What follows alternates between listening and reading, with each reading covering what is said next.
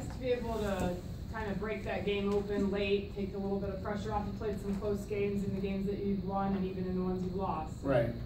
No, it was nip and tuck there, and both pitchers were dominating. So, you know, they got up on us one and the Pollock home run, and it just seemed like the gates opened up for us. But a lot of good at bats. Guys battled and got some extra base hits and got some big runs there. How impressed were you with Tomas hitting that pitch that looked to be a high and inside? Yeah, I think if he took it, it would have hit him in the stomach. So he can do that. I mean, he has that type of swing where he stays inside the ball. You know, we notice he hits the ball to right field a lot, but he can hit balls off the plate and keep it fair. How about Peralta, the way job he's done against lefties? Yep, he's done a great job. And you know, he, like we talked about before, he's worked on that. He worked on it in winter ball, and he was expecting to get playing time against lefties, and I think he was a little disappointed he wasn't. So he's proven to me, he deserves to play against the lefties. So when Ender comes back, he'll still get his at bats against certain lefties. You got back-to-back games with Ahmed at the leadoff spot. I mean, that shifts Pollock down and makes him more balanced at the top.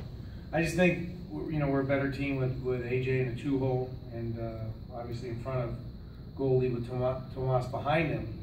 And AJ has been really good against the left-handed pitchers leading off. I don't think against the righties right now I'm ready to do that, but definitely against left-handed pitching.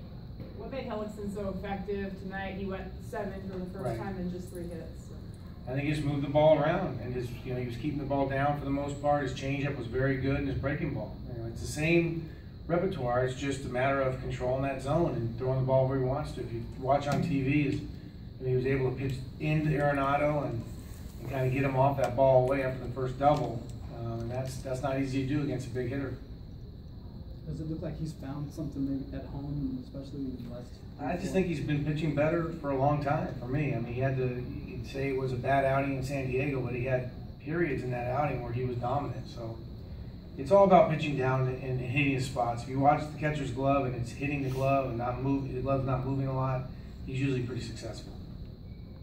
How big of a factor has Castillo been in their success? Well, he's done a good job. He's worked. You know, he had Salty both and worked very hard with his staff, and you know, they do their studying on the other team, and they do their studying on these pitchers to make sure we can. Somebody say, well, they throw this pitch against this guy, but if our pitcher can't execute it, then we have to go a different way, and they know that. They're veteran enough to be able to try something different. Tonight was a complete win. You had a quality pitching, you had quality offense. How's it nice to have both of them come Yeah, it's really nice. Those are nice games to have, and obviously for the first 6 innings there, it was didn't look great, but it was a good baseball game. You know, no one likes to see zeros, but both pitchers did a great job.